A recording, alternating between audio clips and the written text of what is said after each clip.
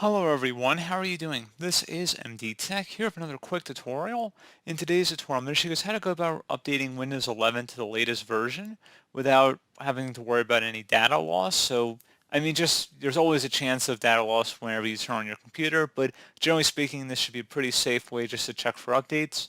So this should hopefully be a pretty straightforward process, and let's go ahead and jump right into it. So we're going to start off by opening up the search icon, and you want to search for updates. Best Match should come back with check for updates. Go ahead and open that up. And you want to select the check for updates button.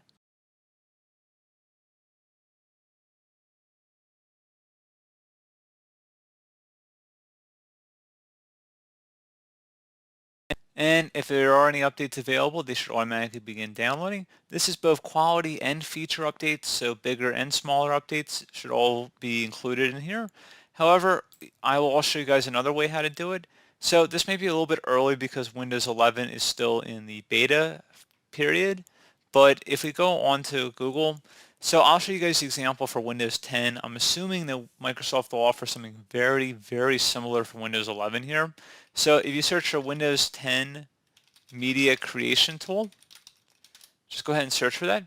One of the best matches will come back with download Windows 10 disk image. Go ahead and open that up.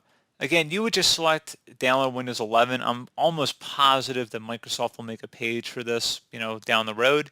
And there'll be update now options just to go ahead and update your computer. So it'll be an update assistant to help you update to the latest version of Windows. Again, you'll select the update now button. So this is all for Windows 10 at the moment. You can see on this page, but I will strongly bet on Microsoft releasing a page for Windows 11. So when you Google it, you just would change it to Windows 11 and they would have a page that would look very similar to this, so you could just update your version of Windows directly from here. So pretty straightforward process, guys. Do hope I was able to help you out, and I do look forward to catching you all in the next tutorial. Goodbye.